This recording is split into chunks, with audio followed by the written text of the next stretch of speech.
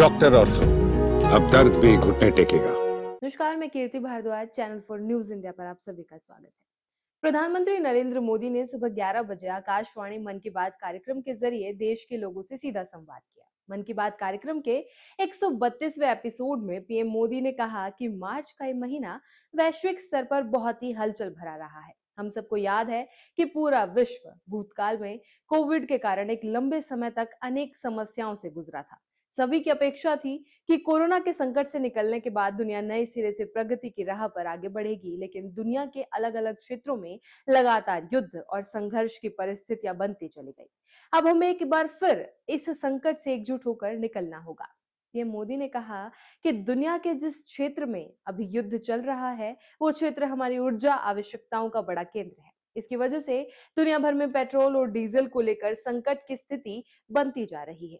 उन्होंने कहा कि निश्चित तौर पर यह चुनौतीपूर्ण समय है।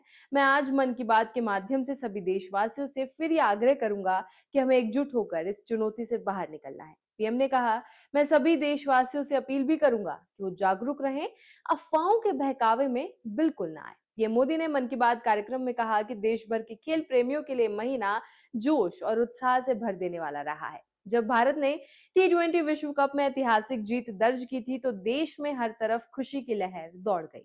भारतीय टीम की इस शानदार सफलता पर हम सभी को बहुत गर्व है। पिछले महीने में आखिर के कर्नाटक के हुबली में एक बहुत ही रोचक मुकाबला देखने को भी मिला था।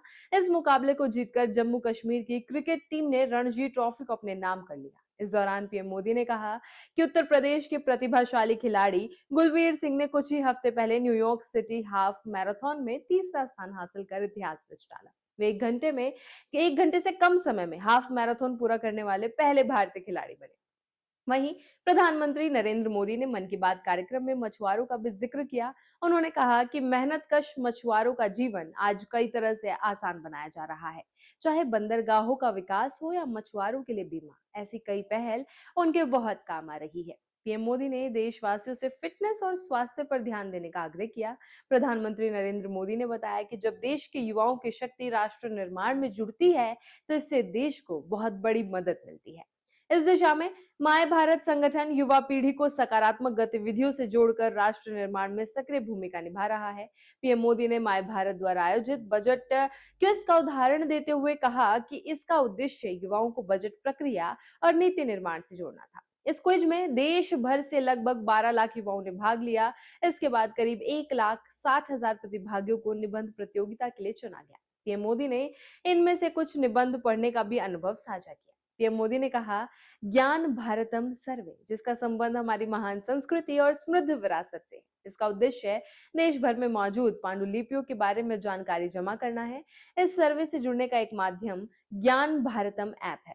आपके पास अगर कोई पांडुलिपि है या उसके बारे में जानकारी है तो उसकी फोटो ज्ञान भारतम ऐप पर जरूर साझा करें। हर एंट्री से जुड़ी जानकारी को दर्ज करने से पहले उसकी पुष्टि भी की जा रही है। मुझे इस बात की खुशी है कि अब तक हजारों पांडुलिपि लोगों ने शेयर की है। इसी तरह की खबरों के लिए बने रहे चैनल 4 न्यूज इंडिया के साथ। डॉक्टर ऑर्थो, अब दर्द भी घुटने टेकेगा।